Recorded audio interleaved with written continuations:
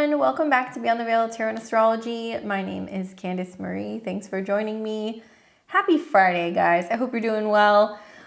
We are coming into this full moon in Scorpio here pretty soon, and we're going to be doing live readings on the channel this evening. For those of you guys who are in the chat, what's up? I hope you guys are doing well. Thanks for joining me. If you guys can see me, give me a thumbs up and say hello. We had a number of people who was waiting in the queue, so thank you guys for those of you guys who have been waiting. Just let you guys know we are filming this live. We're streaming this live on YouTube on Friday the 19th. So if you're seeing this at a later date, we're no longer live, so please don't send us a payment. And as much as I hate to say this, we are only taking a few people tonight. I am this close away from losing my voice. I'm sure you guys can kind of tell. So once I lose my voice and there's no videos for anybody, unfortunately, I'm getting kind of rocked by this full moon. I've been kind of sick all week. So hopefully this gets better. Fingers crossed. I appreciate your guys' healing vibes. But we are not going to be taking any other readings for tonight. So I apologize. I wish I could do more. So we have a number of people who are level 3 who have already gotten in. People like Jennifer, Jordan, Enchanted Crossroads, and Amy. We will take you guys. And then I also have a number of people who are in the queue.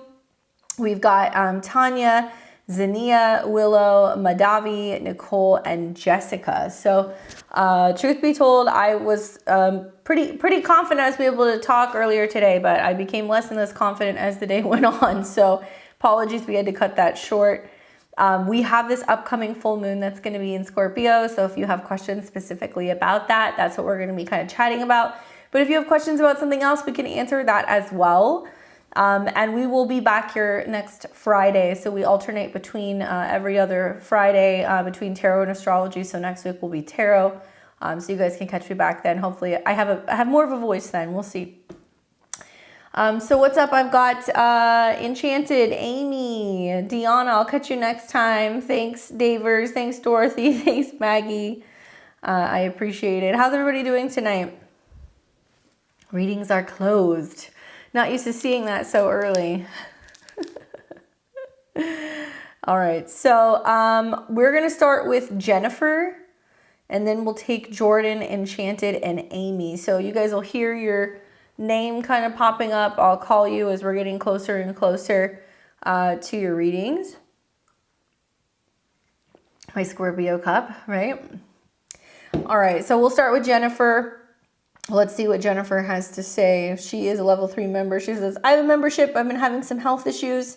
I was hoping you can look at my chart to see what's going on. The eclipse knocked me on my ass. I'd love to know what you see.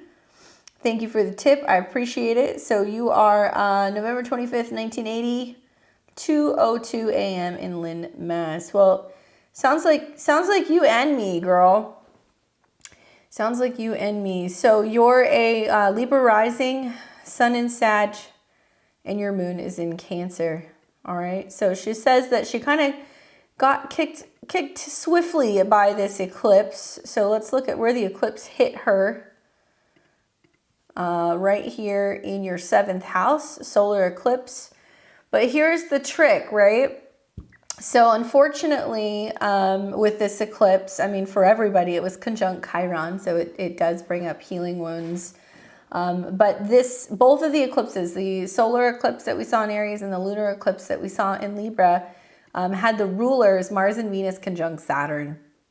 So this particular eclipse in the 7th house was bringing up themes revolving around healing, but the ruler was in your 6th house conjunct Saturn. So this is why so many Libra risings are dealing with being sick, or they're having some kind of ailment or something that they're kind of having to work through. So that could be part of it.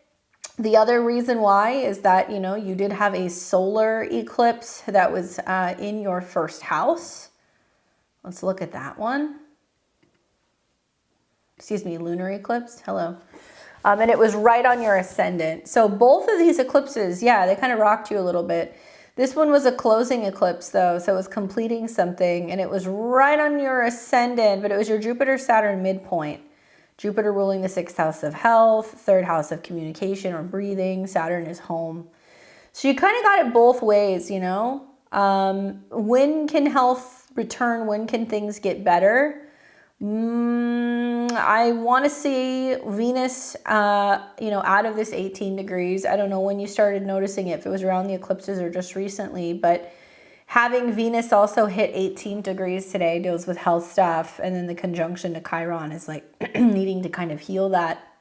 So most likely when we see Venus in better position and we start to see Mars separate from Neptune, from about April 30th on, in theory, that's when you'll see things get easier. In the background, though, something else you want to think about, right, is that Venus rules your body, and you've got Venus in Scorpio, and Pluto is in a pretty long, extended, square to your Venus. So that can be basically bringing up intense emotions, things changing at home with family, which can be impacting your health. That'll kind of play off and on for the better part of the next year. Obviously for all Libra risings, Saturn is in the house of health. So that does bring some challenges pertaining to health. And now Saturn is starting to come into a square with Neptune, which is the modern day ruler of your third house. So what you're going to want to watch is anything pertaining to the lungs, communication, breathing, obviously mobility stuff can kind of come up here as well. At some point this year, you're going to see Jupiter go far enough into Gemini that it'll oppose your Neptune and square Saturn. And that can materialize as where health hinders, traveling, where scheduling issues kind of come up, and it can be because of changes with health, or, work kind of challenges can be with health related as well. And then finally, the South Node is still going through your first house, where there is a releasing, a breakdown, a changing kind of going on with your body. So it's man, you got it going any which way from Sunday. Even Jupiter conjunct Uranus right now, in your 8th house, it can be about clearing and kind of detoxing and clearing stuff out. But in theory, right, this is going to be pretty different, I think, once we get Mars out of here. You may want to go and learn about Saturn transit your 6th house. You may want to go and learn about transit Pluto square Venus. Venus, like I said, rules your body, but it's also the 8th house, and it can be things relating to trauma, drama, financial challenges, joint resource challenges, and things kind of connecting to, like I said, detoxes. Let's see. Let's look at you're 43 this year, so you're in a Venus year. So this is an 8th house year that you're going to be in until your birthday at the end of November of 2024. So as you're having planets going through your 8th house, you're going to see 8th house themes. Your 8th house ruler, Venus, is in your whole sign second. Honestly, this looks like some dietary changes. It looks like there's going to be some shifts in terms of cutting something out of your diet and not doing something, or removing some kind of habit, which makes sense if you have Venus conjunct Pluto. So I'm wondering if it's a sugar habit, if it's a health habit, dietary habit, something's going to change. And you're going to want to watch Venus. And when Venus starts coming into conjunction with Uranus and also Jupiter, there can be a big health breakthrough. But I feel it's also as a result of taking more downtime, right? And that's going to be right around May 17th. And then Venus meeting Jupiter is also better health in May. So hopefully that's helpful and kind of giving you some insight in terms of the timing and why this is coming up. Some food for thought also, a solar eclipse with Chiron in your 7th house, and then having Mars in your 6th is a really good time to work with a new practitioner, right? So whether that's going and working with an herbalist, or you want to go and work with a therapist, or you want to work with a trainer, or you want to work with a masseuse, it's really a good idea to be working with somebody who can kind of help balance out some of these energies in your 6th house, right? She says, I've literally been fasting since the solar eclipse to more friendly eat. I'm so excited. Yeah, I feel that. I've been doing that too. Part of me wonders if fasting and detoxing is what brought this on for me personally, but we'll see. So hopefully that's helpful for you, Jennifer. Sending you lots of good healing vibes. It does look like things start to kind of ease up and get a little bit easier the closer that you get to May. Okay. All right. So who else do we have here? We've got Jordan. Jordan. There we go. All right. So Jordan says, oops, I did see it, but now I can't because something is pinned. Let's see, let me unpin that. There we go. Jordan says, hi, level 3 cashing in, just a general reading. All right, so you are May 24th, 98 in Fairfax. All right, Jordan, well, not much of a general reading with some of the stuff I'm seeing. So where do I even begin? Okay, so you have a lot of stuff that's hitting bang on personal planets right now. So just a couple things that really kind of come to my, my attention. One is Jupiter and Uranus are about to meet. They're conjuncting right now over like the next 2 or 3 days. Jupiter makes things bigger, and it can also be about positivity, and it can be about growth. And Uranus is about shocks and surprises and freedom and things that are kind of like revolutionary. So you're going to see these 2 planets come together on top of your moon. And the moon is an important point in your chart because this represents the emotional body, okay? Can we get the screen? Can we get the chart up on the screen? So when we see this conjunction between these 2 planets on your moon, it's going to activate your 9th house. And this is about education, travel, philosophy, things pertaining to your belief system, things pertaining to long distance relocations. It can bring in teachers, traveling, training, that kind of stuff. So it can, if you're in a relationship, mean that there's like a long distance relationship brewing, or going back and forth, or traveling with a partner. It can also be a time where you're bringing in some kind of like new teacher, mentor, or coach. Okay, so that's a pretty significant conjunction. It doesn't mean something's going to happen right now, but you may see this manifest as we kind of get into the next year, especially like when Mars goes into your 9th house. You might start to see that activated because that's kind of connected to Jupiter. And by spring of next year, something like that might potentially kind of manifest where you have some significant growth or change within a relationship, or a counselor, or a teacher. The other thing that kind of caught my eye also is that right now, Mars, which is your traditional chart ruler, is coming into conjunction with Jupiter. So you have 2 pretty significant Jupiter things. Oh, here we go. I'm traveling to present my first academic conference in a couple of weeks. There you go. See? Then you've got Mars that's now separating from Saturn, coming into conjunction with Jupiter. So this is about being more active when it comes to creativity, self-expression, being on stage, talent, dating, things in regards to like romance. You got 2 really prominent Jupiter transits sextiling each other too, by the way. So that's pretty cool. And then you've got this full moon that's about to be on your ascendant, Jordan. So let's look at that right here. And this is on April 23rd, 2024. So full moon in Scorpio, 4 degrees. So it's on your ascendant. So this can bring lots of change in regards to your appearance, some kind of personal completion of goals, things pertaining to, your body, your appearance. And it's opposing the sun, and it's squaring Pluto. So this is kind of like this energy that says like it's pushing you out of the house. Like this full moon is making you feel like, okay, I need out of the house. I need to go and get out and do something. I need to travel, move around, go on a road trip, leave, walk around. Like it's going to bring up some sense of like pressure basically around the end of this next week. One of the best things you can do in the 3rd house is like breathing techniques. You can go for a drive. You can read, you can journal. It can bring some uncomfortable conversations up with family or relatives because this belongs to your 4th house. It can also bring some stuff up with like siblings or with like neighbors.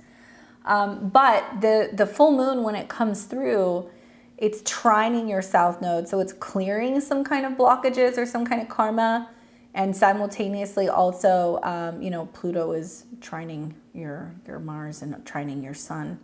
So really it looks like the best way through some of this pressure that's going to be kind of going on with Pluto is communication, clear communication. Your chart ruler, Pluto, is now for the next year or two, trine Mars and also your sun. So it's about talking about change. It's also really great for research. It's great for partnering. It's great for traveling.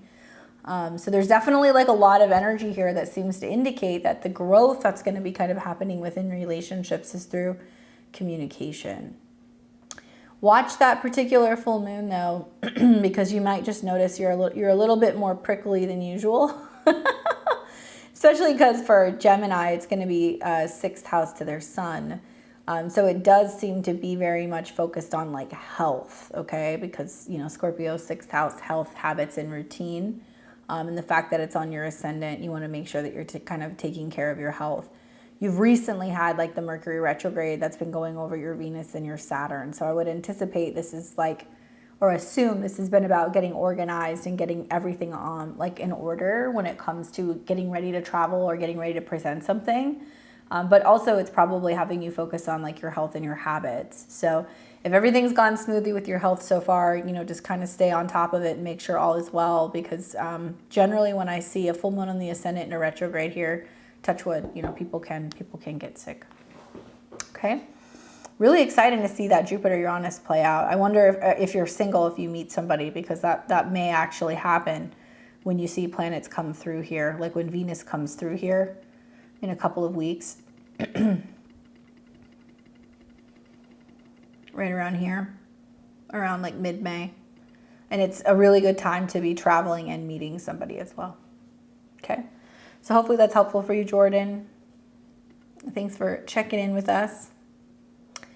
All right, so who else do we have here? Enchanted, and we'll have Amy. What's up, Enchanted? How are you doing? Cashian, what does the full moon have for me? Well, it's on your, pretty close to your natal moon, yeah? Yep, looks like it.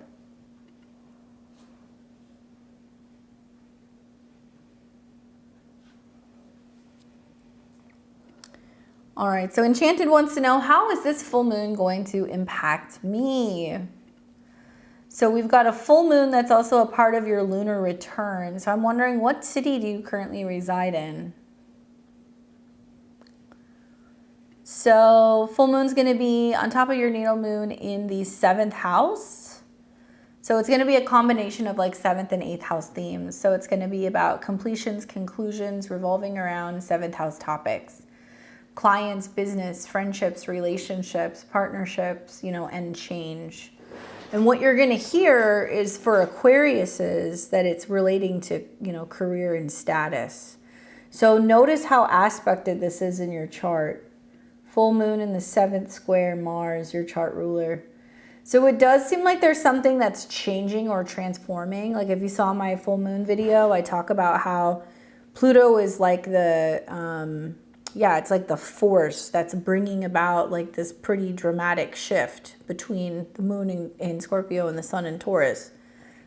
So Pluto in your 11th house means that there's something transforming about your goals. There's something transforming about your friendships, your networks, your alliances, who you're associated with, how you're hoping to make money, right? And so that square to the moon with a full moon is saying, oh, your goals are shifting and you're realizing that you may feel like you need more or you need changes with other people. It could be changes to your services, what you're charging, your marketplace, right? Usually a full moon in the 7th house is definitely going to bring more themes revolving around other people's stuff. So it may be, you know, you notice that there's more kind of going on with friends, with clients. There's people reaching out to you saying that they need more. Obviously, Pluto coming into conjunction with the South Node, the transiting South Node also can be kind of touching on the fact that there's a lot going on where like other people are going through purging and clearing in their own life, and they may feel like they need your guidance more, they need your support, and you're like, is this too much?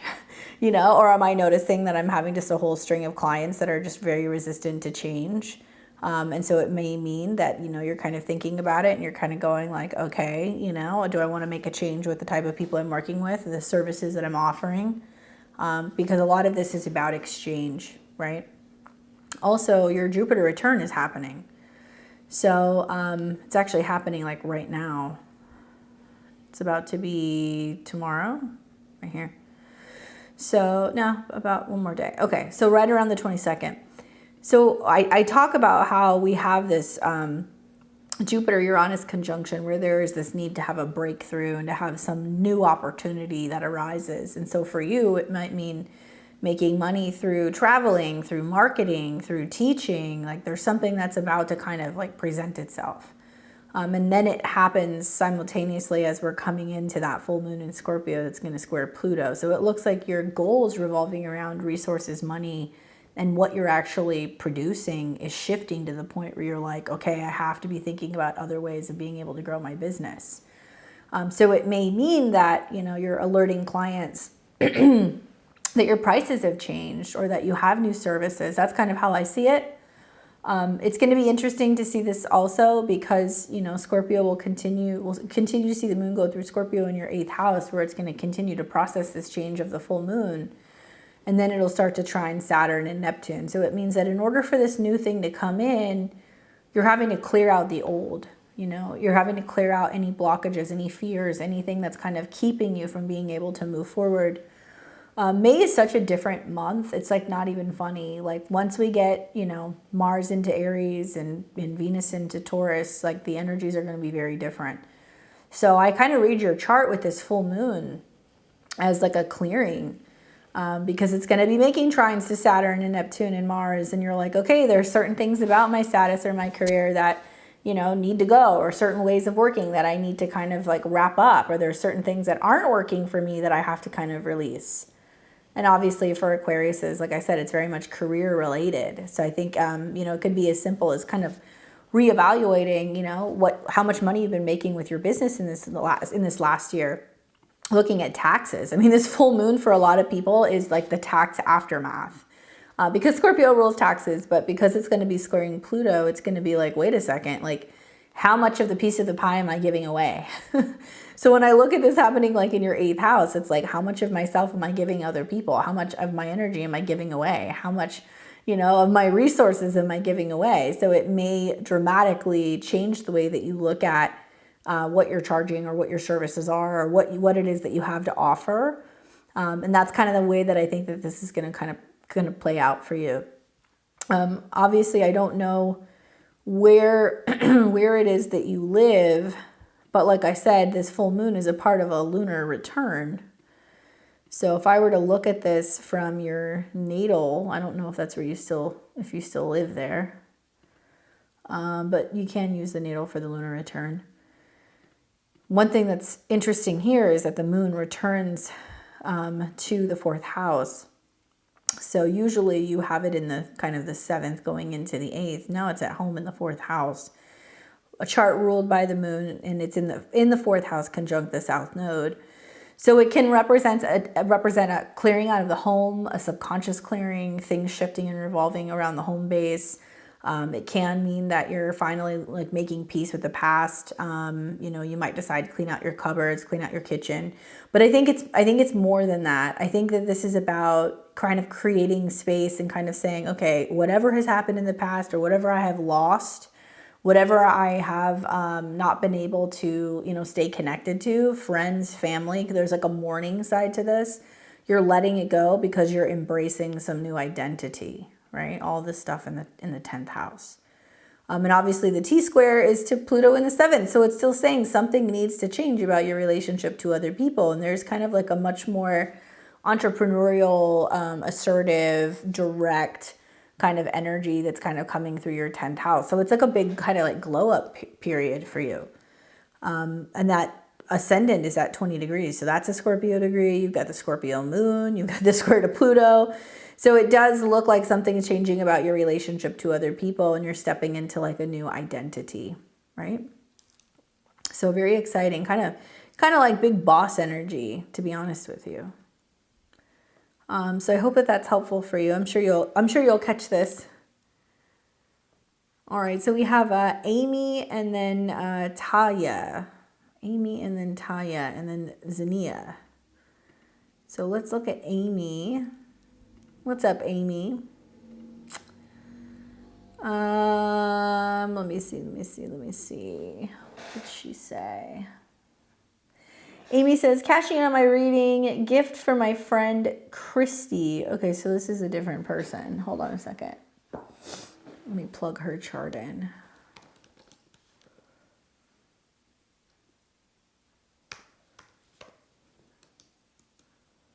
January 5th, 79.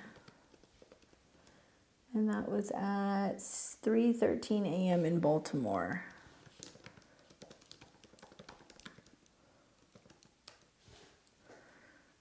Okay, there we go. Oops, 3:13.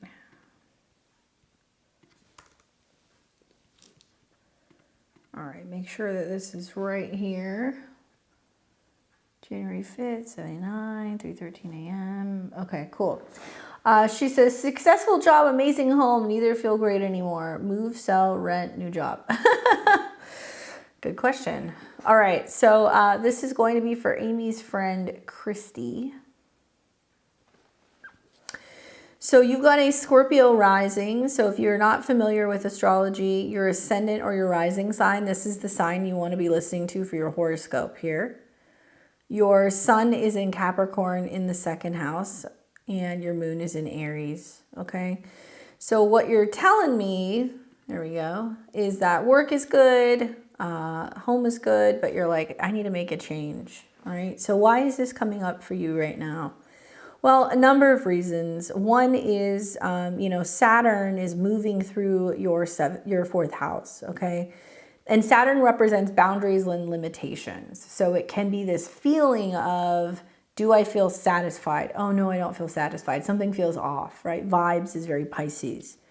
And Saturn rules your third house, which is things like your neighbors, your neighborhood, getting around town, the way that you think about home.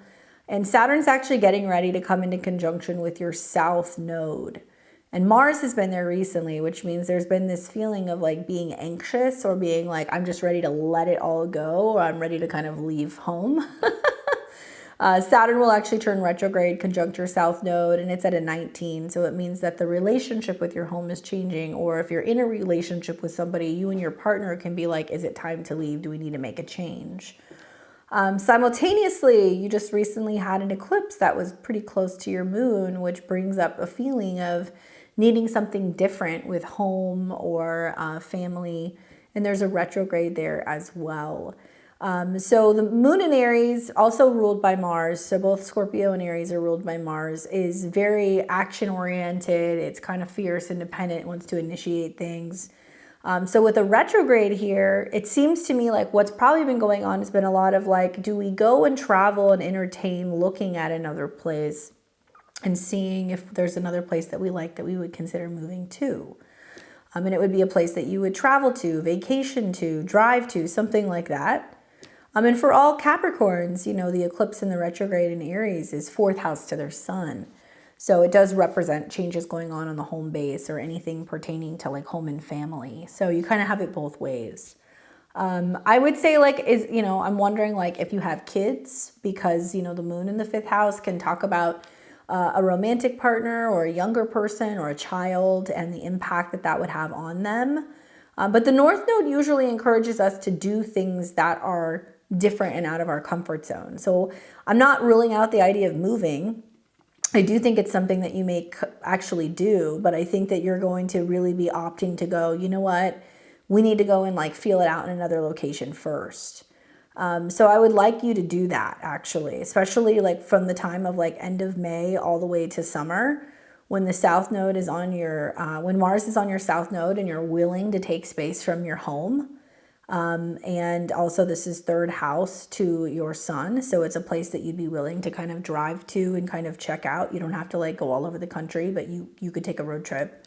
And then the North Node moon is saying you're kind of intuitively feeling your way into kind of like going and looking at, new places that you would consider living. With the moon in the fifth house, you need things that are going to also be like entertainment. You're going to like want like theaters and places where there's shows. Or you're going to want like gyms because it's Aries, or like art studios, or like other places, bars that you would like going to for entertainment purposes, because you're feeling drawn there more than usual right now. Now, when do I see moves happen, right? Well, Saturn, he doesn't deny, he just delays usually. So I'm kind of thinking about later this year when you have an eclipse in your fourth house, which will be right around September of 2024. And that eclipse is going to be pretty close to your south node. That may represent like selling a home or finally moving away from home. And then you're also going to have Saturn come up on your south node. And that's going to be right around like February through April of 2025. And there will be like a retrograde into your fourth house as well. So likely that's when you're going to see a move. Now, could it be sooner? Yes, it could be sooner. You know, if you want to do something, you know, closer to the full moon that you're going to have in the fall, you could do that as well. So that solar eclipse that we just had in Aries is going to turn into a full moon around October 17th. However, that is going to be conjunct Chiron, so it does look like there can be some challenges actually kind of getting everything organized. But I could see that as a move. But basically by spring of next year, likely that's going to happen. Something else you're going to see is that your chart ruler Mars, okay, is going to go retrograde in the 9th house. So this is about taking an extended vacation or time off of work. A lot of Scorpio risings are going to take a break from work for some reason. And this can be because of moving, you know, because it's going to be making some trines eventually to Saturn in your north node in the fourth. So it can mean that you're kind of doing this over like the holiday period. But do I see it as you know, being that you're just like bored or that there's something wrong? No. I think the other thing that's going on is you're in your Uranus opposition. So, you know, Uranus is usually conjunct your Venus on your ascendant, where you can be kind of a little, you know, eccentric, or you can kind of like resist, you know, change. You want to be independent. And so this Jupiter-Uranus opposition in your 7th is about bringing in counselors or therapists or astrologers or new partners. So if like you're single, oh my God, like with eclipses on your moon and this in your 7th house, like just through traveling and kind of being a little wanderlust, you know, you could meet people and you can have a really strong connection to them here as well. Go back and think about what happened in, when was it? It was in the 90s when Saturn was in Pisces. That was the last time that you had this transit. Likely what happened, I'm going to assume, with Saturn in opposition to Saturn and on your south node, there was kind of like a home change. So it looked like this was happening, yeah, like right around like 94 to 95. And you had Saturn opposing Saturn. So it could have been like, okay, you know, I'm willing to make a sacrifice, you know, on the career front to kind of figure out what's going on more like with home and family. Or maybe you were taking time off of work to, you know, like raise kids or to build a house or get married. Like something could have happened then. If not, it was more about taking care of family and like being closer to people at home. But Saturn, you know, these cycles repeat themselves. So it's not just Saturn going through your 4th house, which is positive because it trines your ascendant. It's supporting some kind of change in your life, but it comes at the cost of some kind of change to your status or your career is kind of what it's looking like to me, you know? Anyway, hopefully that's helpful in giving you some insight, but I see more than a number of indications that you're actually getting ready to possibly move. And I would say with placements in Pisces, it's not about being like, oh, do I pick up and move somewhere permanently? It's like, well, do I consider if I own my house, renting my house and doing a stint somewhere else for a year to make sure I like it? Or am I committed to moving and just sell my house and go somewhere else? You know, because even though work is stable, that North Node Saturn in your 10th house, you know, you're going to find over the next couple of years, there is going to be more of a willingness to kind of make changes at work. You don't see it yet, but that's what's coming, because by the time the South Node goes into Virgo, which will be the beginning of next year, that does kind of represent at some point 2025 going into 2026, you will potentially make a job change. You will, you know, commit to like living in a new place or a different place. So really the cosmos with the North Node and Saturn in your 4th house want to make sure that you're somewhere that feels like your little Zen den, you know, somewhere that you really enjoy living. And if it's not fulfilling where you're living, then to make a change. Look to be a place that might be closer to water. Also, Pisces can be about water, beaches, kind of like ocean stuff. Anyway, I hope that that's helpful for you, Christy. And now we've got Talia, Zenia, and then Willow. All right, so let's see what Talia has to say. pull this up here.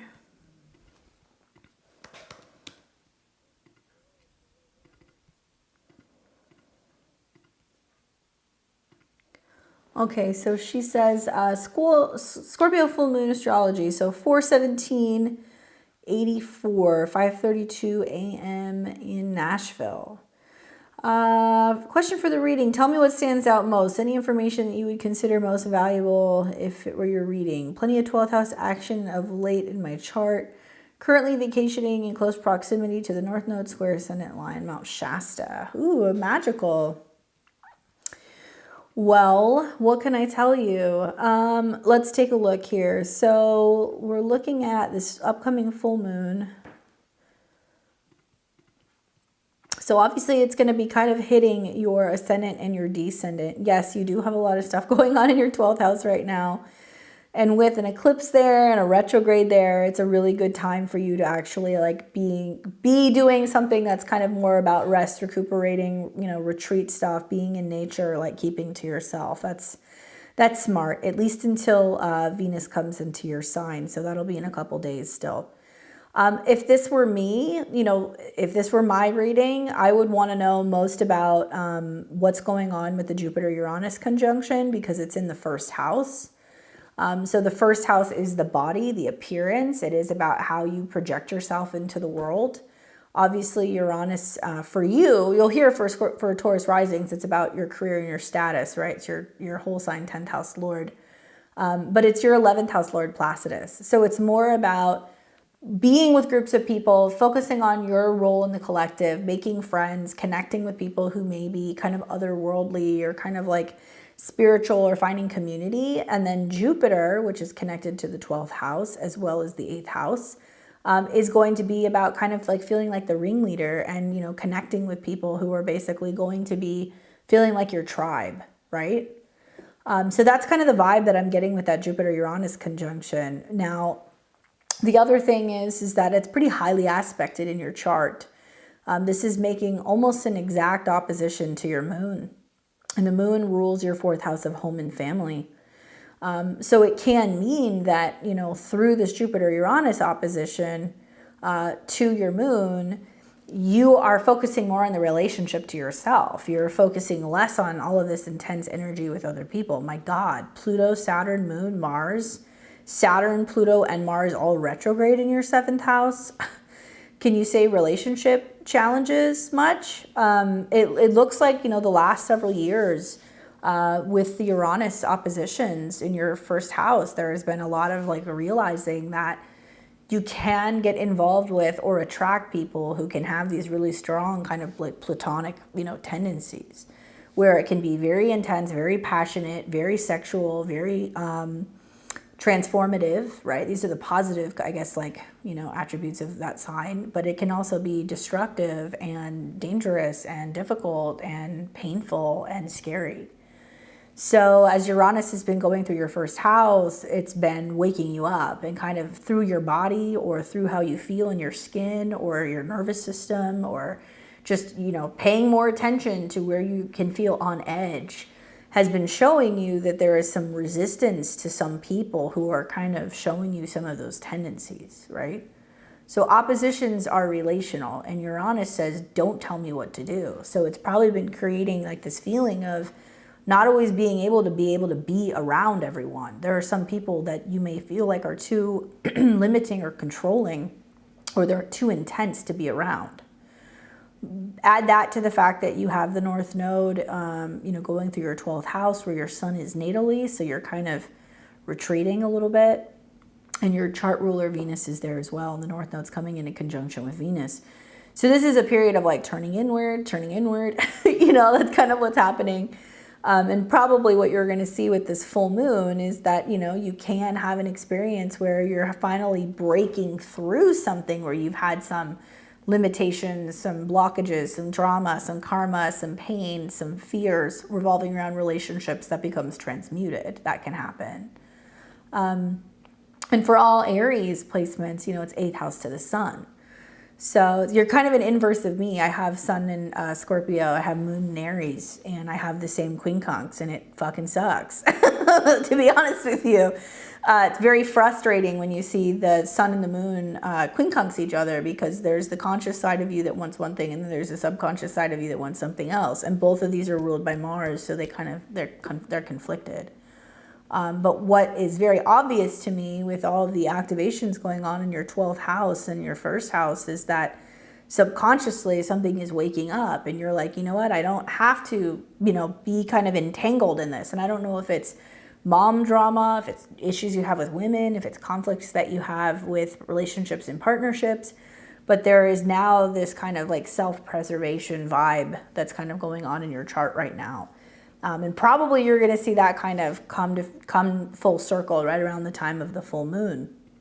And then as you kind of go deeper into like May, then you see all these planets drop into your first house, where it's then going to start opposing. And then you're going to have a new moon in Taurus that's going to be at 18 degrees, and that's going to directly oppose your Saturn and your moon. So it's almost like looking at this is like, whoa, it's very much about you right now, how you feel, your goals, your body, your needs, what you're going to do to feel the most secure. And yeah, that's going to create some friction with some other people. You'll probably notice this more when Uranus starts to oppose your Mars. So just, fair warning, if you've got Mars in Scorpio, that means you attract people that can be very, very intense, right? Very passionate. You got Mars and Pluto, both the rulers of Scorpio in your 7th. So when you start seeing, Uranus, which is literally about goals or friendships or anything pertaining to like your direction, right? Your authority, let's say. When Uranus starts opposing your Mars, there's going to definitely be some like communication issues and some breakdown, because it's at 27. That, or you're going to find that there can be fits of frustration that can kind of come up for you in regards to other people's behavior. And I would say watch for communication issues or like issues in relationships where you're dealing with more than one person, because it's in a Gemini degree. I definitely remember when Uranus was in opposition to my Mars, and that was a very difficult time because Uranus just wants to freak out, and Mars wants to focus on being direct and to the point and very precise, especially in Scorpio. It's like very penetrating in a psychic way. So it's like people will like try to get in your head a little bit. So knowing that this transit is coming in July and you're going to kind of deal with that opposition off and on, the best advice I can give you is be highly focused on, like embodiment exercises, feeling good in your own skin, taking care of yourself, so you're solid and you're prepared for this summer when you start kind of bringing people in that may might want to kind of push their will on you, so to say. You're also in your Pluto square Pluto, so authority and changes within your career and your reputation, and not feeling like you're getting sucked into like the relationship vortex seems to be like a theme here as well.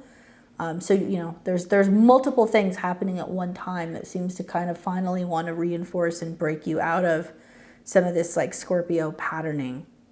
And it's so interesting that it all, like I said, quincunxes and pushes out this Aries. If you notice in your chart, by Placidus terms, let me show you this.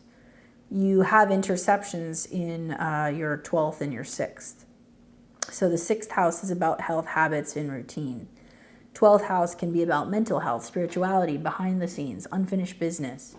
So when you have signs that get swallowed up by the houses, it means that you need to understand and integrate the meanings of those signs, right? So Aries is me, who I am on an individual level, my identity. Libra is we, what we build together, our relationship, our commitment, right? That kind of bond. So if you have a bunch of Aries in the 12th house, it can mean that you lose yourself, right?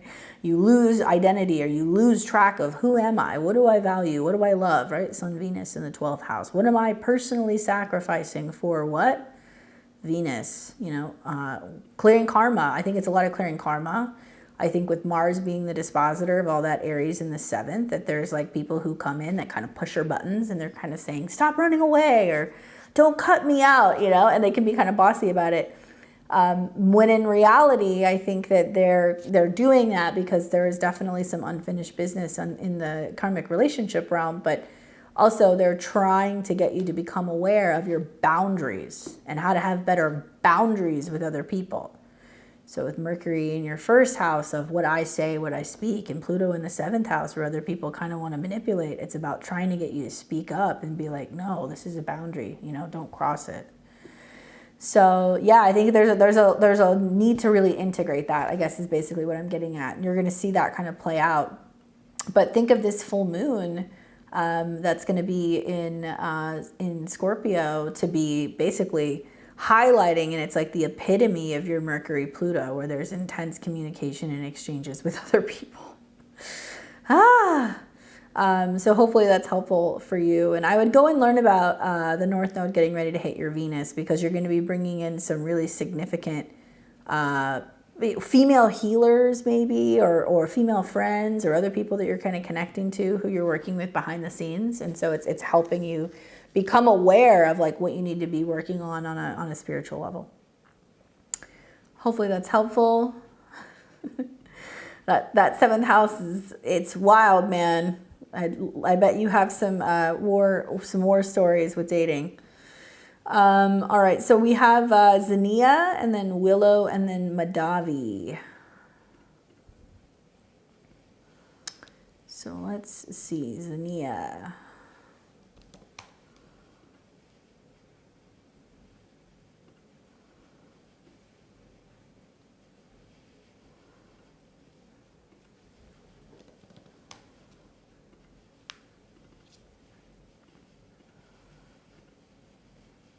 All right, so it looks like Scott was cool enough to go and get you your reading. Thanks, Dorothy. I've got you here 4/24/1969, 1:21 a.m. in Walnut Creek. So, Zenia, let's take a look. Let's look at this full moon for you. Wow, so full moon on your birthday, huh? All right, well, you've got one hell of a birthday chart, girl. So your birthday is going to be obviously on the 23rd. It's going to be I'll look at your birthday chart in a second, but it's going to create a grand fixed cross in your chart. Okay, so we've got 4 degrees sun, 2 degree Pluto transit, 4 degree moon, 1 degree descendant. So have you ever noticed like when planets go through early Aquarius, like at the end of January, or early Leo, like at the end of July, like that's kind of like an action-packed time in your life? Because it acts up, it makes this square kind of act up, All right, so what happens when you have a full moon on your birthday?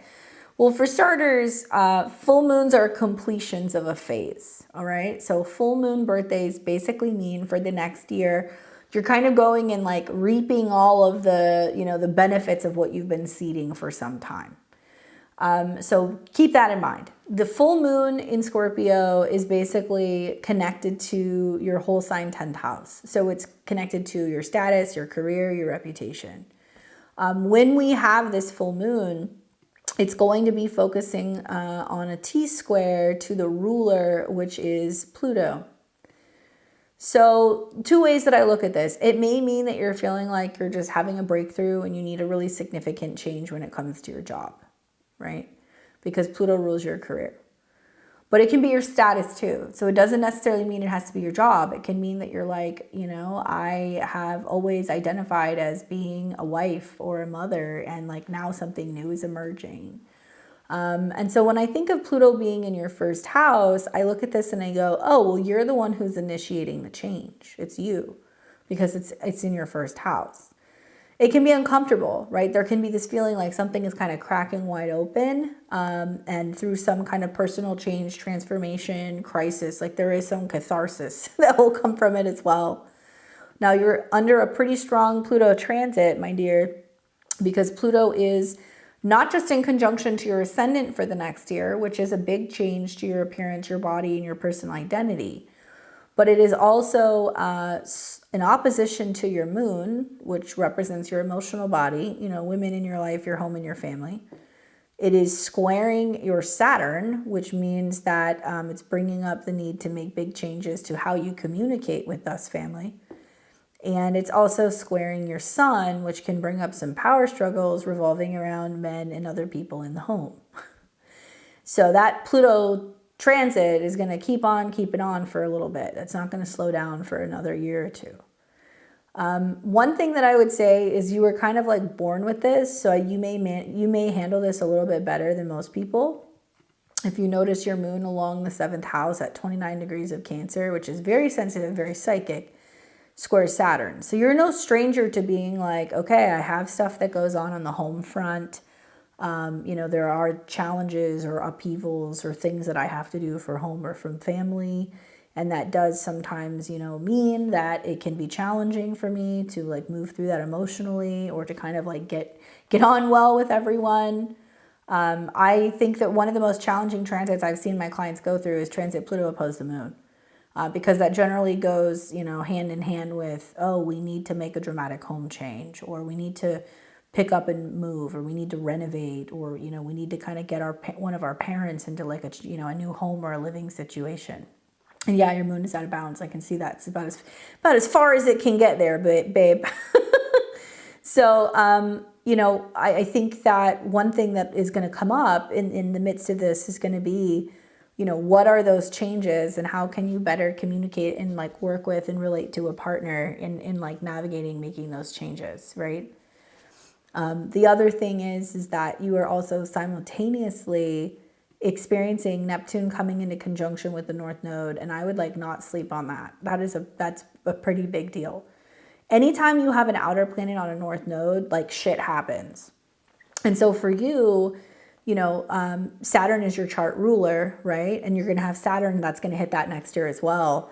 But Neptune is there. And so Neptune and the North Node is about opening up and softening and like tapping into our visions. Or it can be about self-undoing, and it can be, oh my God, you know, nobody sees me, nobody understands me, you know, drowning myself in my tears or alcohol. What's going to happen the next couple of years is you're going to see Saturn and Neptune hit that North Node, and then you're going to have it hit Chiron. And my perspective is that there is going to be some significant shift in regards to the way that you look at your values, and whether that's like the money you have or what you're spending or what you're consuming or, you know, what you're investing your time or your energy into. It's all about to change. So, you know, anytime I see 29s in a chart, it's very karmic placement. It means that these are things that you have to learn to overcome in this lifetime. So the positive is that even though you have these critical degrees, the moon trines it. Okay, so it tells me that you actually really need a partner or somebody who's like really emotionally understanding, very grounded, very committed. You know, they can kind of hold down the fort when you're going through some of the changes that you're kind of going through. So this opposition to, you know, your moon in the square to Saturn, pay attention, because a lot of it can be personal changes and transformations you're going through. And other people are observing that, trying to figure out ways to kind of help you and support you as you're going through that. We've got another, you know, Venus in Aries, and you're about to have the North Node hit your Venus. That's a pretty fortuitous time as well. So that's generally a time when you're kind of opening up your 4th house Lord. Well, that's your 4th house, because it's your 4th house Lord. So that's going to be, yeah, things revolving around the home. Thinking of moving to another country. See what I'm saying? It's like, you know, I think if you're gonna do that, definitely the timing makes sense, because there's like all these conjunctions going on in your 4th house. So it looks like it might be something that you're actually seriously entertaining, like the spring going into the summer. I would also say that when Mars comes into conjunction with Uranus, that might be a time when you're traveling. So like July. And then, you know, you're also going to have Jupiter retrograde into your 4th house. So making that segue ultimately is probably what's going to be happening. If not spring, summer of this year, I could definitely see this happening next year. once you have, Saturn and Neptune kind of change signs and a couple other transits. But I don't think it's a bad move. I just think that moves are challenging because you have 22 on your IC. So it takes time for that to kind of manifest. But a really strong transit to your Venus will definitely bring that up. And the retrograde's been over your Venus, and you've been probably talking about the financial, kind of side of moving to another country and like what you could afford and, what your values are. And there's a lot of changes going on with that to adapt living in another place. So happy birthday to you. That's a big one. It looks like you're going to be 55 this year. So you're going to be in a Mercury Virgo year. And that's your 8th house lord. So pay attention to Mercury retrogrades. Those are going to be very important for you when you have your birthday. So the next one, the next one is going to be in Leo. It'll start in Virgo and it'll go through Leo in August. And then you'll have another one that's going to start at the end of November in Sagittarius. And it'll stay in Sagittarius. But yeah, Mercury is going to be pretty impactful. But if you look at your 8th house, it's about change, right? Transformation. And the ruler's in the 4th. So yes, I think you're moving, especially with Jupiter conjunct Uranus. You're going to have to learn another language, it looks like. And also you're going to have to learn about currency conversion and money. But, things you can do. Hopefully that's helpful. We have Willow and then Madavi and Nicole. Oh, I love that. So now you're in Aquarius zodiacal. Great. New beginnings.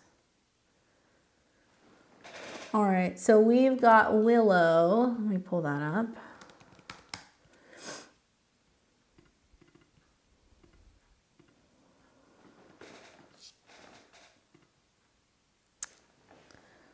What's up, Willow? Hey, Candace. I'm not sure it matters or not, but I'm currently living near Durango, Colorado. Got it. Oh, Zenia is already learning it. See? All right, so let's take a look. So for Willow, I want to buy property and build an RV park which celebrates all paths of greater spirituality. I want to call it Mystic's Journey. The goal is to promote tolerance, acceptance, and understanding of all visitors. Can my dream RV project really happen? Will I get serious project investors? And when is an ideal date to launch my journey? All right, 8/29/58, 4:11 p.m. So you're a Capricorn rising, moon in Pisces, and your sun is in Virgo. So a couple things that I would say about this that kind of piques my interest here. Probably for starters is that you've been having like a solar eclipse in a retrograde that's been going through your Placidus 3rd house, which is about vehicles. It can be about the mind, coming up with new ideas pertaining to like home and housing and kind of moving around. So you yourself may be more open to making changes with your living situation because of this.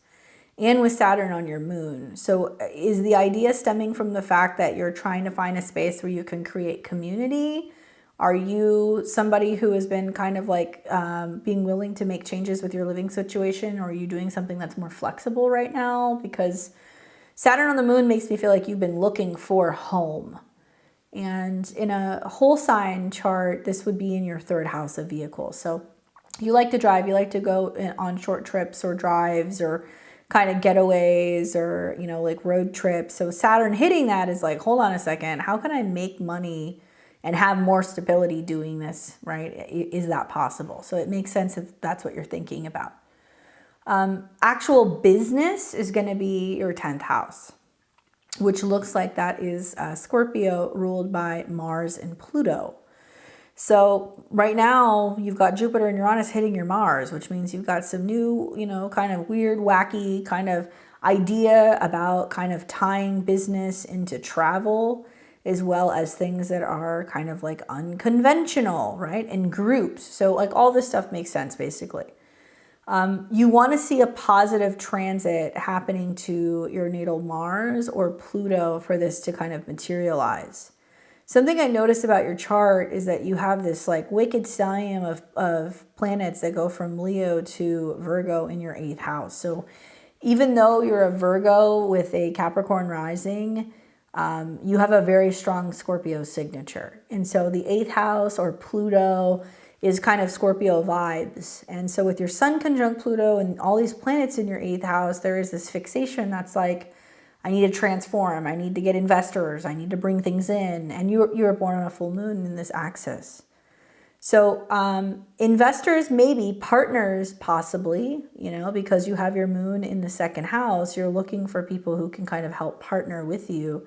Likely, it would be more likely to be like a woman because the moon rules your 7th house, which is femininity, and it's in the 2nd. And then Saturn hitting the moon is like, you know, being on the hunt for relationship or being on the hunt for somebody who can kind of help you build a business. She says, my Jeep's been problematic. I'm a work camper and move every 6 months. Previously been a truck driver, intent on creating community. Well, that's very much the Jupiter-Uranus. So I do feel like the seed that's being planted is making this possible. I think the only challenge here that I would say is that, you know, Saturn is still going to be in your 2nd house. So it's like there is a lot of having to work hard to, you know, fund some of this or build some of this yourself. It's not going to be something that's going to come easily. The other thing that is interesting here as well is I think about like funding, and funding is going to be more when you're seeing planets going into the 8th house. So like a strong investment period where you can find people that would be likely to invest in this would be like mid-July through September. And then by the time you start seeing in October, Mars trining Saturn, so you've got support from a partner, you know, them helping you or talking to you about this or helping you develop, you may have somebody that you're working with. I think it's very possible you may be able to actually find somebody who may already have land. You know, you may have somebody who's like willing to convert, you know, land or like lay concrete or cement and like kind of put stuff together. Or they may have part of a lot that needs to be like, you know, refinished, or it needs to have stuff added to it. Because there is this kind of transformative quality about your chart that's like, I don't mind, you know, doing the work and kind of like renovating something. So that's something else I would look at, you know, are there other potential spaces and places where they have lots that aren't being used or they haven't been kind of worked on or serviced in a while. In terms of like the success, now you're in, let's see, you're going to be turning 66. So that's going to be a moon year. The moon is in your 3rd house. Whole sign. So it does look like this is a year where you will be able to start some kind of a business, likely with another person. And I do honestly think it's either going to be a woman or it's going to be somebody who you may be in a relationship with. So you're going to want to watch moon transits basically from your birthday on. So for example, your birthday is at the end of August. So what you're going to want to see is when planets go into your 7th house. So here's your birthday, the moon's in your 7th house. When Mars comes into your 7th house, around mid-September on, that's when you're going to see more support. And then you're also going to want to watch when there is a eclipse, which will be... we've got one here. It's a solar eclipse. Where's the lunar eclipse? Right there.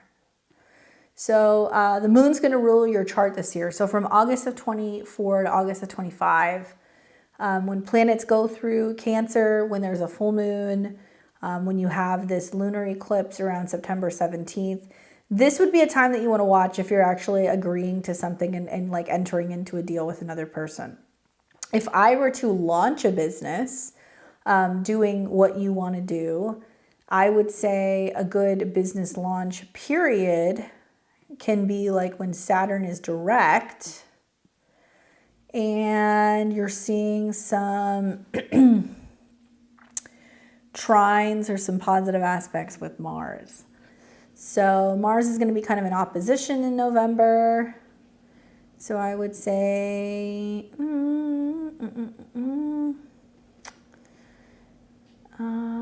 trine to Saturn. So you could do something around early November, like an official, like this is like the business. It would be closer to early November when you're starting to get trines to Saturn. The other option is you can wait until Mars turns retrograde. I think you're going to be reevaluating any potential relationship you're in, honestly, from December through February. But you could wait until Mars goes direct and starts trining Saturn, and that's going to be around the end of February. And that's going to be a decent time as well. But according to your chart, you know, you need to be doing some kind of work closer to home. You know, that is the best idea. So if you can get situated a place where you've got somewhere where you're going to be staying and setting up the business, or you're going to be living in that park, that's what you want to be doing, because that's going to give you more control. You've got your 10th house lord of work in your 4th house. You need to be close to home. The thing that's been going on here with Uranus conjunct Mars is that there's been a sense of like being impatient and being like, oh my God, you know, I just want the change to happen now. My advice is to go out there and start looking at, you know, people who may have land that would be willing to develop it, or talking to people who may be interested in, you know, like developing or renovating something they already have.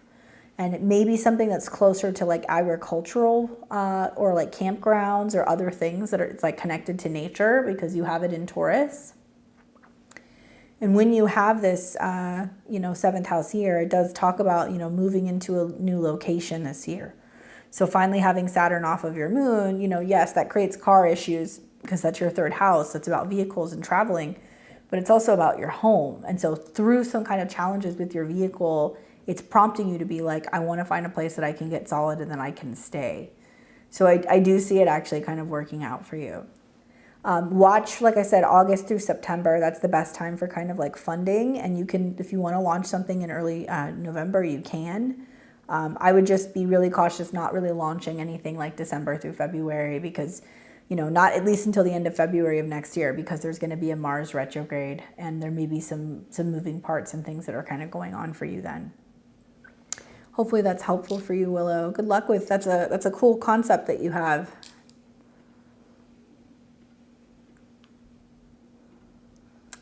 Let's see, who else do we have? We have Madavi and Nicole.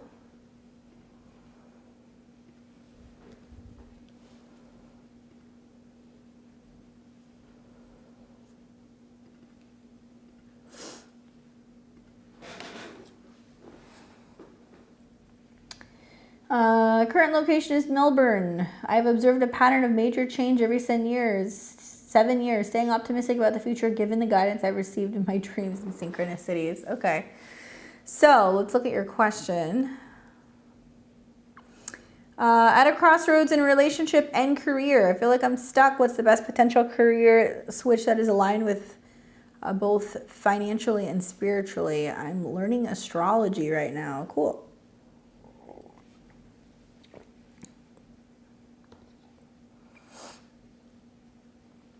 Good luck, Willow. Okay, so you're wanting to make a career change. You're wondering what's the best change for you in terms of work. And you're at a crossroads and you feel stuck. So what's the best thing that's aligned? All right, so here's what I can tell you. It's interesting that you bring up 7 years. Every 7 years, there's a reason why they call it like the 7-year itch. That's a Saturn square. So when we have every 7 years, yeah, we start to feel a Saturn square in our chart. And for you, you know, there's some interesting stuff going on right now, because you do have some planets that are kind of doing some things on your angle. So you're feeling like the pressure of change. What a time to be a Leo rising, though. You know, with this Jupiter-Uranus conjunction that's happening in the 10th house, it's like a big shift in regards to your career, your status, and your reputation, right? For Leo risings, you know, it's planting a seed about doing something that is going to be different, innovative, futuristic. It can also, with the conjunction to your Mercury, be something that is about prophecy, predictions, readings, right? Uranus is strongly tied to astrology. So of course you're learning astrology with, you know, Uranus and Jupiter on your Mercury. It's something where you're probably buying courses, listening to a lot of videos, you're reading a lot about it. So it makes sense that that's something that you're taking into consideration. What could you or should you do for work? Well, that's the question, you know. First of all, when I assess somebody's work or their career, I look at their midheaven. And then I also look at their 10th house lord and how it's situated. And then I also look at their 6th house, okay? So for you, you have Taurus in your 10th house, which means that you want stability, you want resources, you want pleasure, you want to do something that feels good, it feels comfortable. Everybody says like, oh, Taurus, money, right? And food. Okay, sure, you could do those things. But really, when we look at your midheaven, it's 0 degrees of Taurus, which means that in this incarnation, you're learning more about how to actually enjoy and find pleasure in what you do, right? So that's the theme.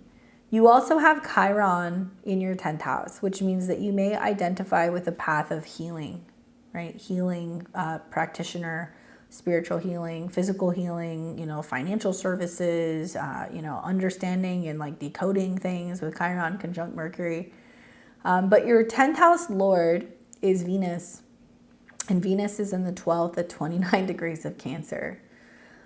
So that can still be, you know, working on a university level, working with hospitals, working with healers, working with nonprofit, working with art, doing some kind of international work, photography, film, video, right? Because it's 12th house. But your 10th house lord is at a critical degree. It's at 29 degrees. And the 12th house is very spiritual. It's very psychic. And it talks about your hidden talents. I'm not one to tell somebody whether or not they can practice astrology, right? Like that's not my job. I feel like astrology is kind of like drawing. You know, you have some people that can like draw stick figures and you have some people that are like Michelangelo. Anybody could and should learn astrology. Doesn't mean that you have to practice it professionally, but everybody will benefit from learning to some extent. But what I will tell you is, of the astrologers that I've met personally, and like those who are my teachers and like my chart and like people who I work with who are kind of like, you know, some of my friends who are in the field, there are certain things that I look for. So I look for a very strong 11th house signature. Okay, so the 11th house has ties and connections and associations with Aquarius. So that is about futuristic, forward-thinking type of stuff. So your chart ruler, the sun, is in the 11th house.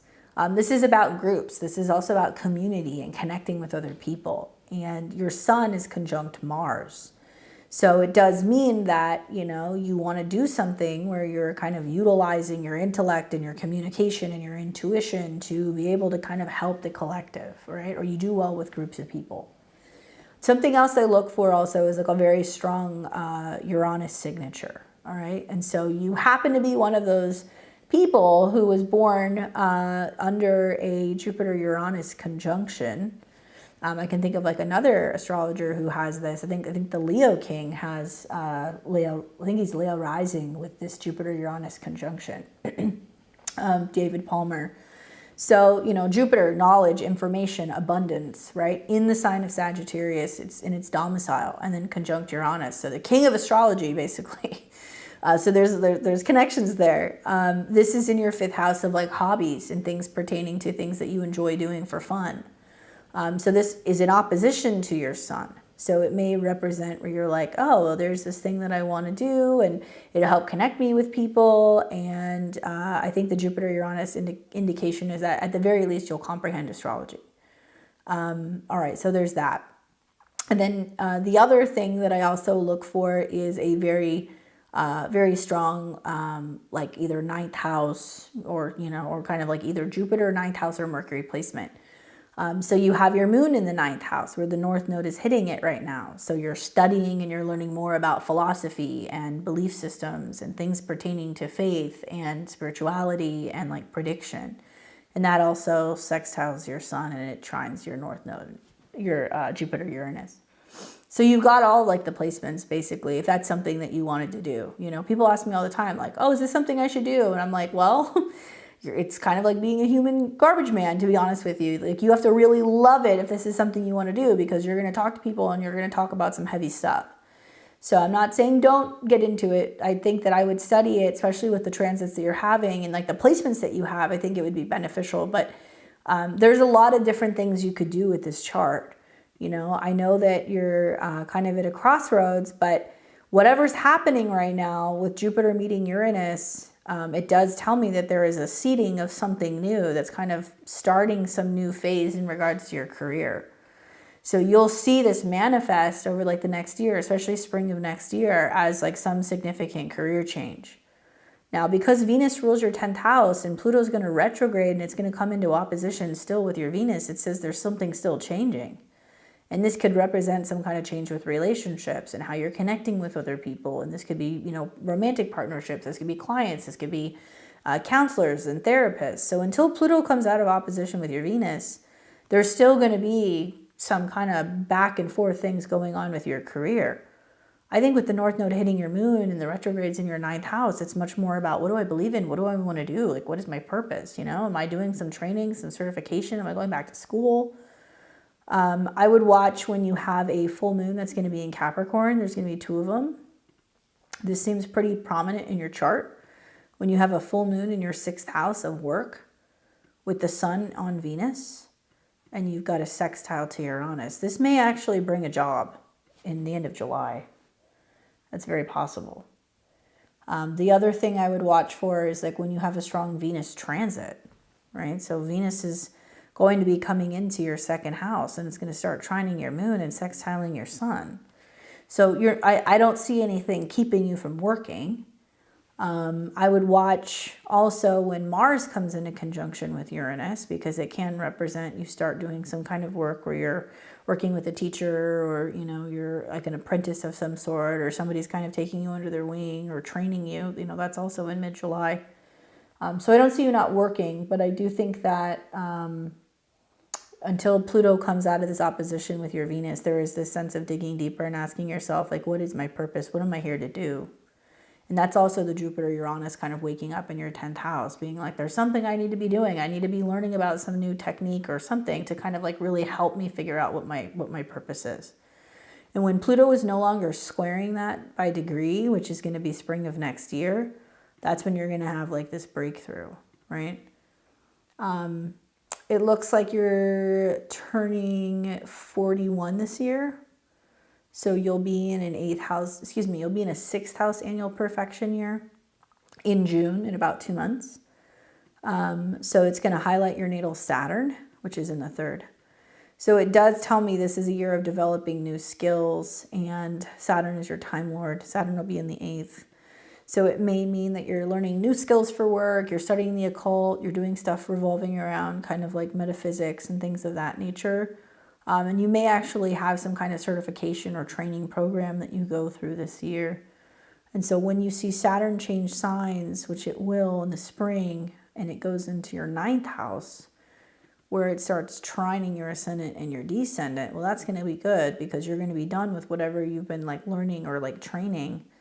And then you're going to be moving into your, your 9th house year next year. So, or your 7th house year next year, excuse me. So that's going to be more about being like, okay, now I can work in a partnership, or now I can take clients, if that's what you want to do, basically. But I would really, really, really, really pay attention. If you're coming into your 6th house year, it has to be something that makes sense for you, like mentally, right? And you have an exalted Saturn conjunct Pluto. So I don't think you have an issue like reading and like learning or doing any of those things. I think you get kind of bored with Sun Mars in opposition to Jupiter Uranus, and that if something feels like monotonous, or that it's kind of like getting kind of routine, you kind of rebel against that and you break out of it. So the key here, I think, with Venus being the ruler of your 10th house, is that if you're kind of treating it as like a sacred practice, and you're finding other ways to kind of integrate in, where you do group work, or maybe you decide that, you want to go and do retreats, or you decide that you want to do like training, or like working with groups of people, like that's going to help you, because you don't have the kind of chart of somebody who's going to sit in a room and do readings all day, right? You don't have, that's not baked into your chart. Writing, maybe publishing, teaching, traveling, yes, those things you can do for sure. Something that's going to kind of keep things like stimulated and interesting, So hopefully that's helpful for you. I would go and learn about transit Pluto in opposition to Venus, because it does tell me you have some really keen intuition and like understanding of some of these practices. And now that you're kind of dipping into it and you're realizing it, it's making more sense to you. Hopefully that's helpful. You definitely become like a little bit more like entrepreneurial too when the North Node hits your moon, because you're going to be like, okay, here goes nothing. You know, so that's like really, I think that's really good for you right now as well. And you're going to have like eclipses and stuff there. So part of what you don't see also is that somehow this is connected to a partner. And I don't know if this is going to be somebody that you're going to work with, if this is going to be somebody that you're going to meet.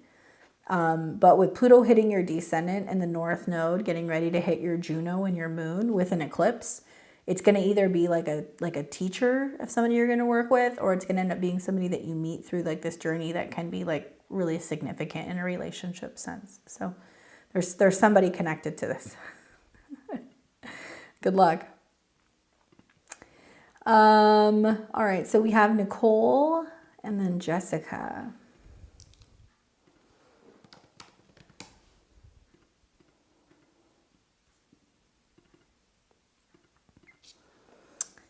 Let's see, what does Nicole say? All right, so she's June 1774, 3:30 p.m. in Michigan. I have my natal moon and Venus in Taurus in the 8th house. Okay, I can see that. Can you help me understand the Jupiter-Uranus conjunction, how it affects me? For example, what are some possibilities during this time? Well, I'm not sure my examples are going to be PG, but I'll do what I can. All right, Nicole, here's the deal, right? So let's look at your chart first. So you're a Libra rising, and your chart ruler is Venus, okay? So when something happens to Venus, it's pretty prominent. So Uranus has been going back and forth on your Venus for like the last year or so, right? And your Venus is in the 8th house in its domicile. So Venus expresses itself through the sign that it's in. So Venus in Taurus wants pleasure, wants indulgence, it wants comfort, it wants touchy-feely things. And in the 8th house, it's like very sensual, it's very private. It can also be about a lot of depth and intimacy, privacy within intimacy. It's got a little bit of like a witchy vibe too when it's in the 8th house, especially when it's at 20 degrees because it's a Scorpio degree. Anyway, so it's like a degree that's about sex. And then you have your moon, which is the ruler of your 10th house of career and anything pertaining to your status or your reputation or your relationship to your resources or other people's money. So we have to look at the archetype of the moon and Venus, the emotional connection that we have to physical things, how we feel about the work that we do and the money we get paid. Themes revolving around changes and transformations with women, with home, with family, with motherhood, with, intimacy. And then your moon is at a 23. So Jupiter and Uranus are going to be meeting on your moon-Venus midpoint. So the midpoint is literally like 21 and change. So that in itself is significant. It doesn't just have to be on your moon or your Venus. The midpoint is saying it's basically bringing to a head all of these themes of, moon and Venus stuff. So what can happen here? Well, first of all, I would say don't expect anything to happen right now. This has been a process that's been kind of evolving for the last year or so. Since Uranus first hit your Venus, which was back in spring of 2023 is what it looks like. Yeah. There has been some changes to your joint resources. Now, Uranus rules your 5th house. So this is like risks, gambling, investments, taking chances. This is children, love affairs, hobbies. So when you have Uranus hit your chart ruler in the 8th, you can become obsessed with the idea of astrology. You can become obsessed with mysticism, magic, spirituality, crystals, vibrations. Past life experiences, relationship astrology, learning more about karma. Now, the not so PG things are things like open to group sex, having sex outside of a relationship, sleeping with women, experimentation with sex, sex toys. These are the kinds of things that you see with Uranus and Venus in the 8th house. But it can also mean that there is this sense of liberation and separating yourself from the feeling that Love has to be one way or with one type of person, or it needs to be something that is restricted or restrained. It's sexual freedom and not feeling inhibited, basically, or like judged. It can also mean that there are some dramatic changes happening with the way that you view yourself and your relationships, shocks and surprises with money, sudden chances for inheritance or something paying off in a very big way, winning a lottery, right? And so when Jupiter comes in now, and it's the ruler of your third house, which is the mind and communication and things pertaining to talking, you may be more interested in reading like steamy, romance, novels. You may be noticing that your car insurance is going up. You may be, kind of anxious about, having conversations with romantic partners about your feelings. You may have an interest in also wanting to learn more, because Jupiter is about learning and knowledge, foreign languages, learning about herbs, learning about crystals, earth elements. Maybe you notice you're spending more money on travel. Maybe you're wanting to get a new car. So there's a ton of different ways this can materialize, but I think because Venus at a 20 is about debt, other people's money, inheritance, or sex, or taxes, it's going to be about one of those things. And then you have the moon where Jupiter and Uranus will hit 22. They'll hit 22, so it'll get close to 23.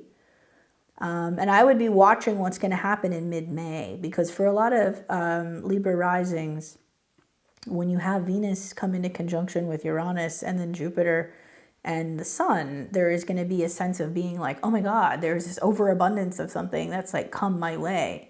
In the 8th house, and this is why it's kind of funny to be a Libra rising, is that, Scorpio rules your second house of money. So your money will come from somebody else's loss, or it will come from an inheritance. But be very careful with this house, because you could be going, oh, I really want to get a new car. I want a new car. I want a new car. And then wham, you get in a car accident and your car's totaled, and then your insurance company cuts you a check, and there you go. You have a brand new car, but it came from a loss. Right? That's kind of how, unfortunately, Libra rising charts work. So I would say be mindful of what you're thinking about, what you're manifesting. Be mindful also that wealth may come in shocking, surprising, unexpected kind of ways when you least expect it with these transits in the spring. But it's also about, I think, having a lot more pleasure in your life. I think it's about having a lot more opportunities for intimacy, that kind of stuff. Car insurance, that moment when you're listening and hear all the 8th house things.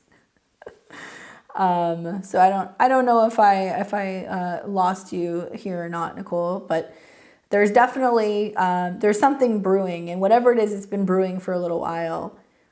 So I would say, if you're somebody who's in a relationship that has been a little unstable recently with the solar eclipse that you just had on your descendant, and your Chiron return that's also happening. For some Libras and Libra risings, this is about a lot of miscommunications and conflicts in relationships, and a lot of back and forth in relationships, and talking about things that feel uncomfortable or things that hurt. So the 7th house is about relationships and partnerships, and that kind of change with the eclipse and the retrograde there. And then what kind of precedes that is going to be the Jupiter Uranus, which is like, okay, this relationship isn't working, and if it's not working, or if this isn't feeling good, then this is the impact that it has on my resources, on my joint resources. To which I would say, I think to any Libra rising, if it's a situation where a relationship's, if you're developing relationship problems, you want to try to work it out through the retrograde. But if you can't, then when you get into like May, when you see all those planets go into the 8th house, it's the karmic repercussions, the financial repercussions, how it affects you emotionally or psychologically if you were to kind of dissolve the relationship or separate. I mean, a lot of Libra risings are, if they do go through separations, they're going to be fine, because Jupiter and Uranus in the 8th house means you're going to have some kind of entitlement to land, partners, investments, 401ks, alimony, child support, you'll be fine. If it's not relationship related, then this could possibly be about how you're doing some kind of work with somebody new. It could be a therapist, a coach, an astrologer, somebody who's helping you kind of work out some of your relational issues, and then it leads to you having some sudden breakthrough. The 8th house can be about an opportunity for you to have like some sudden, unexplained healing that can just come out of the blue. And Taurus in the 8th house can be about massage. It can be about like embodiment exercises. It can be about anything, connecting to your skin and aromatherapy, or like anything that's about kind of like feeling comfortable in your skin again. I'm trying to think of, there's this particular set of exercises that you can do, but I can't think of the name of it right now. It'll come to me. Anyway, so that's pretty much the long and short of what can kind of manifest from this. So I hope this is helpful. All right, so we'll take Jessica.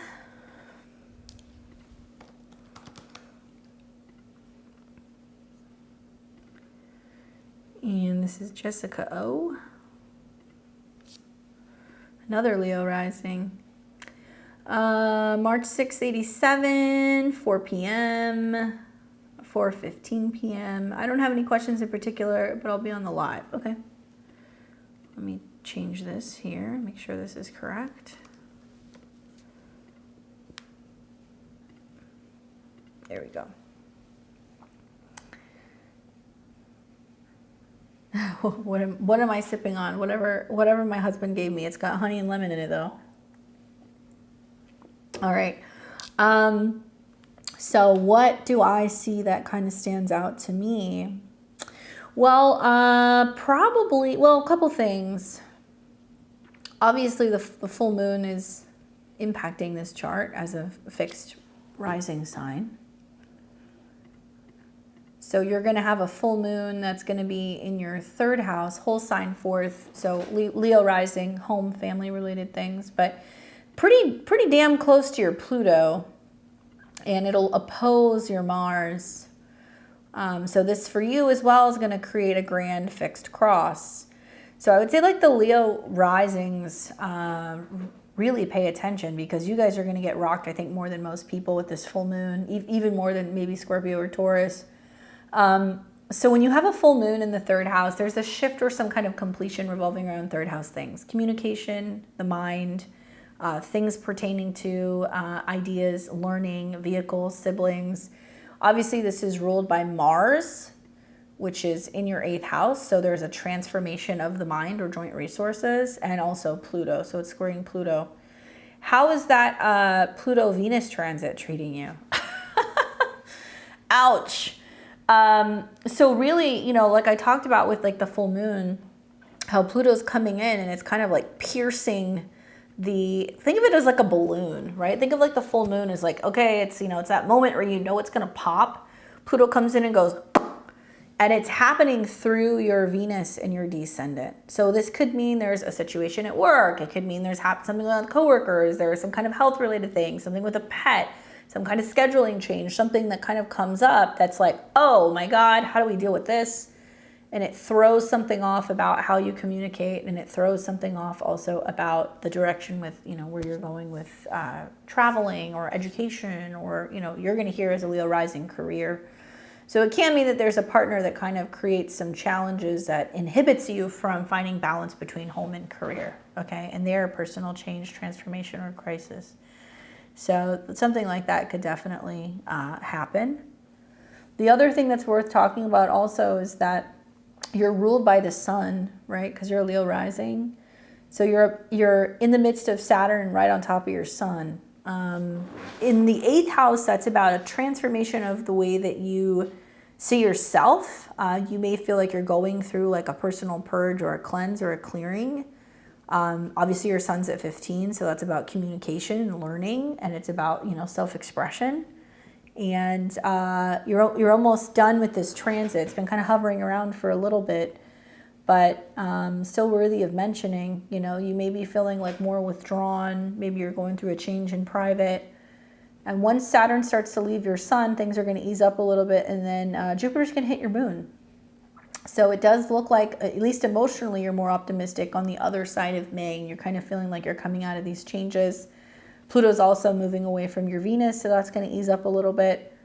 And then you're going to see Saturn come back and touch on your sun again, and it looks like that's going to be happening in September.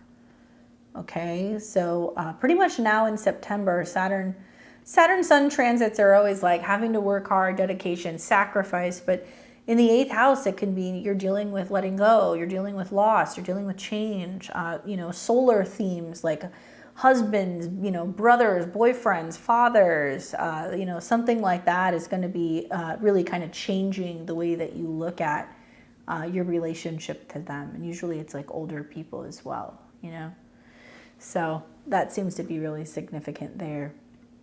And then something else that I would say just for the useless file is Mars will turn retrograde on your ascendant, which is pretty significant. When I've studied charts of clients and also famous people when they've had like big life changes, whenever there's like retrogrades on angles, or specifically I've seen on the ascendant, there's big kind of changes. So for you, Mars rules traveling and education and your philosophy and your belief, and also things pertaining to your home. So you'll see from the beginning of December through about February, Mars will turn retrograde. So it does mean that, there may be a dramatic change with where you're living, or, your education, or, in this case, the opposition to Pluto, relationships. So there's even more that's going to go on there. From this perspective of Pisces, this is going to be 6 houses away from the ascendant. So you got Saturn on your sun, Mars retrograde on your ascendant, and then 6 houses away. You really want to watch your health this year. I think that's really important in any Sun-Saturn transit, but especially with some of these transits that are going to be syncing up all at the same time. And you're going to have Jupiter hit your Chiron, so it can kind of like inflame themes revolving around like healing. So I would just maybe go and learn a little bit about that. I believe we had this Mars retrograde, I think it was the beginning of 2009, if I remember correctly. Just to kind of put a pin in that date, but you might want to think about what was going on during that time when you had a Mars retrograde on your ascendant. Obviously, surgeries or dramatic hair changes, cuts, anything in regarding like injuries. Sometimes, especially when it's at a 6, it can be health related. So the fact that you're going to have that retrograde with it on your ascendant, I would say just be really mindful of some changes that's going on with you and like your path, So pay attention to that. And enjoy that full moon. Go and learn about Pluto transiting your Venus. Definitely looks like there's going to be some interesting stuff going on pertaining to like relationships with men, or other people, like meeting more than one person, because your Venus is at a 3. So you could be meeting people that can be involved with other people. So I would say like keep an eye out for that, because you want to make sure that there's nothing that's kind of like creeping up on you, or something, or information is like being withheld, Make sure I'm not missing anything. And then your nodal return, I guess that's it. Everybody in 87 is kind of having their nodal return right now. So that North Node return in the 8th house is about learning about transformation of self and regeneration at an 11. So there's always, when you have like a North Node return, you have it when you're like, 18, 19, and then you'll have it again when you're like 36, 37. Huge turning point where there's like this realignment with destiny. So that's all going to be happening for you kind of at the same time. So it's interesting because Saturn Sun can be a real big turning point for your life, something where you're kind of growing up, maturing, and committing to things. And then you have your nodal return. Oof. So you're gonna have to come back and let us know kind of what's going on in June or July, because it looks like there's like a pretty big turning point. Anyway, I hope that's helpful for you guys. I think I got everybody. Yeah, I'm sorry I couldn't take anybody else, but we'll be back here next week. I managed to kind of put together an astro weather for you guys before I lost my voice. So we're going to talk a little bit about the full moon on Sunday. We're going to talk about the Sun square Pluto, how Mercury is going direct, and so how communication is going to ease up a little bit. So if you guys haven't already, please like the stream, give us a thumbs up, make sure you're subscribed. You can catch me here every Tuesday, Thursday, Friday, and Sunday. So we'll be back next Friday doing live tarot. And I hope you guys enjoy the rest of your weekend, and I will see you all back here on Sunday. Take care.